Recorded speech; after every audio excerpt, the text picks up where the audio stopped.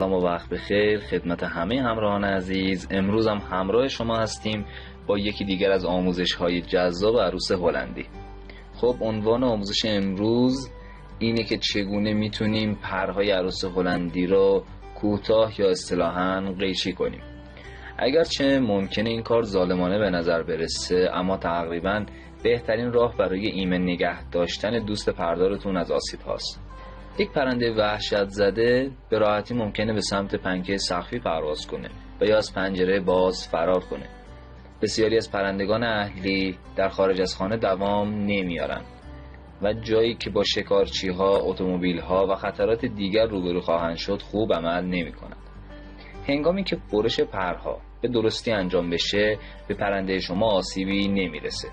گفته میشه که برش پرها هنوز هم بحث برانگیز بوده و به نظر برخی از کارشناسا غیر انسانی تلقی میشه.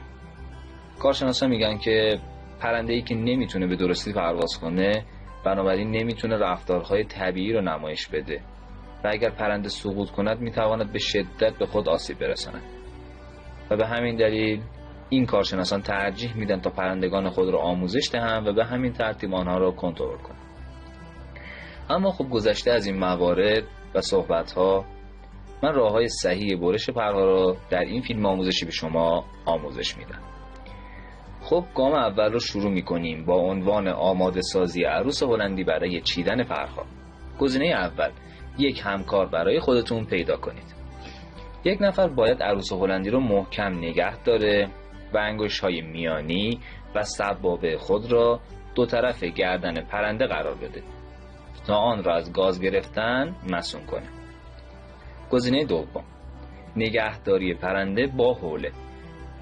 اگر در کنترل پرنده خود مشکل دارید سعی کنید پرنده را با حوله نرم و تمیز نگه دارید.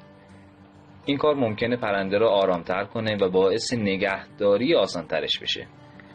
میتونید از قبل پرنده را با گرفتن با حوله آموزش و عادت دهید. بنابراین در زمانی که نیاز دارید تا اون را مهار کنید مقابله با اون راحت‌تر خواهد بود. هر بار از همان حوله استفاده کنید و پرنده رو روی حوله بگذارید و به اون اجازه دهید تا باهاش اخت بشه و